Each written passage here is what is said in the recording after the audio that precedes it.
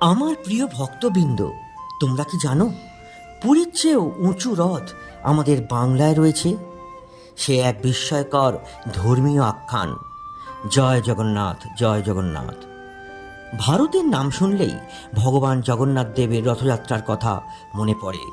প্রতি বছর লক্ষ লক্ষ ভক্ত পুরীতে ছুটে যান মহাপ্রভুর রথকে টানার জন্য। কিন্তু খুব কম মানুষই জানেন বাংলার বুকে এমন এক রথ রয়েছে যার উচ্চতা পুরীর ঐতিহ্যবাহী রথের থেকেও বেশি বলে স্থানীয় প্রচলিত বিশ্বাস রয়েছে। সেই রথকে ঘিরে আজও ভক্তদের মধ্যে গভীর শ্রদ্ধা, বিস্ময় এবং অলৌকিকতার নানা কাহিনী শোনা যায়। এই আখ্যান আমাদের নিয়ে যায় হুগলি জেলার মাহেশে, যেখানে শতাব্দী প্রাচীন মাহেশের রথযাত্রা আজও বাংলার অন্যতম শ্রেষ্ঠ বৈষ্ণব উৎসব হিসেবে পালিত হয়। লোককথায় বলা হয়, একসময় ভগবান জগন্নাথ নিজেই স্বপ্নে এক মহান ভক্তকে আদেশ দিয়েছিলেন, আমাকে পুরীতে খুঁজতে হবে না, আমি বাংলাতেও তোমাদের মাঝে বিরাজ করব। সেই স্বপ্নাদেশের পর প্রতিষ্ঠিত হয় মাহেশের জগন্নাথ মন্দির এবং শুরু হয় রথযাত্রার ঐতিহ্য। বছরের পর বছর ধরে অসংখ্য ভক্ত, রাজা, জমিদার এবং সাধারণ মানুষ তাদের ভক্তি দিয়ে এই উৎসবকে সমৃদ্ধ করেছেন। মাহেশের বর্তমান রথটি বহু তলা বিশিষ্ট বিশালাকার তার কাঠামো। এর উচ্চতা এতটাই চমকপ্রদ যে বহু মানুষ একে বাংলার গর্ব বলে মনে করেন।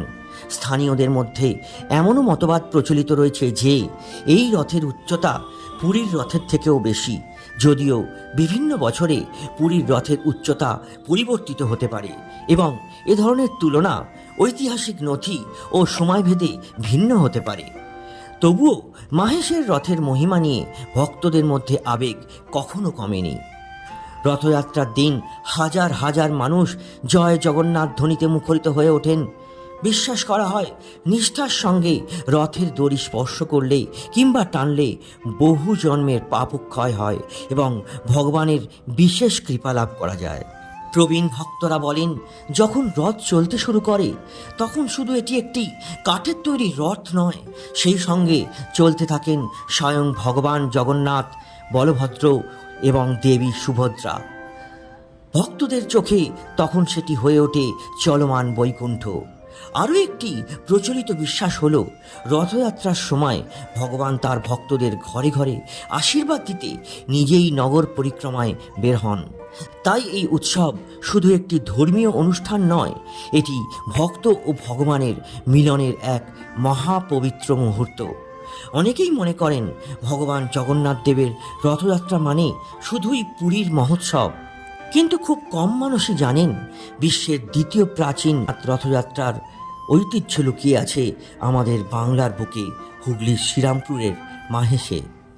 প্রায় 600 বছরেরও বেশি পুরনো এই মাহেশের রথযাত্রার সূচনা হয় বলে প্রচলিত আছে।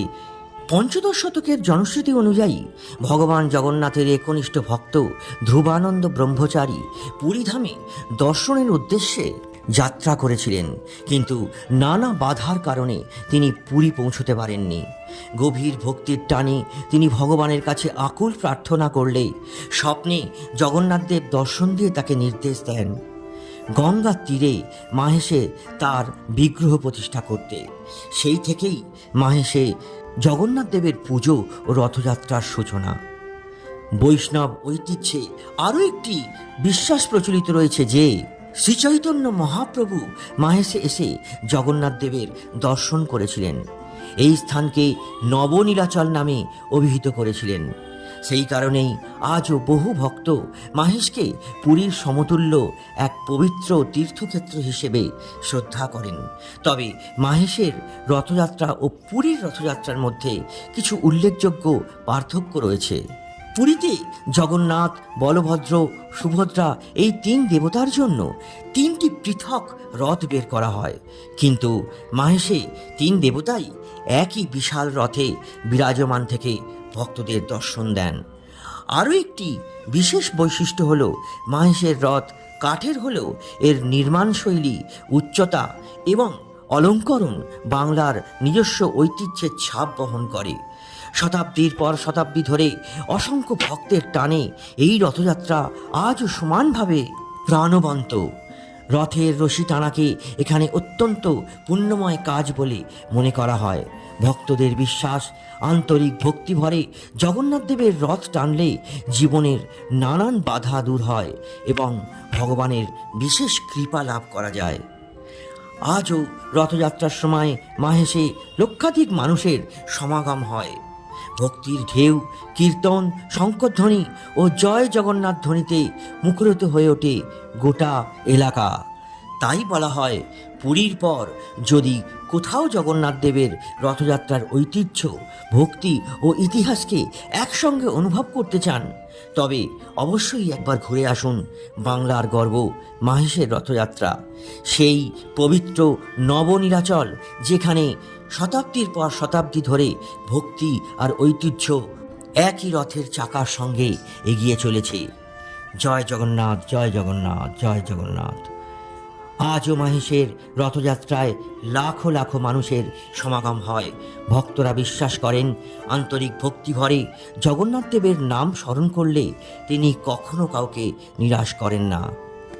যদি এমন আরও পৌরাণিক কাহিনী জানতে চান, তাহলে ভিডিওটিকে লাইক করুন, শেয়ার করুন এবং আমাদের চ্যানেলটিকে সাবস্ক্রাইব করতে কিন্তু ভুলবেন না।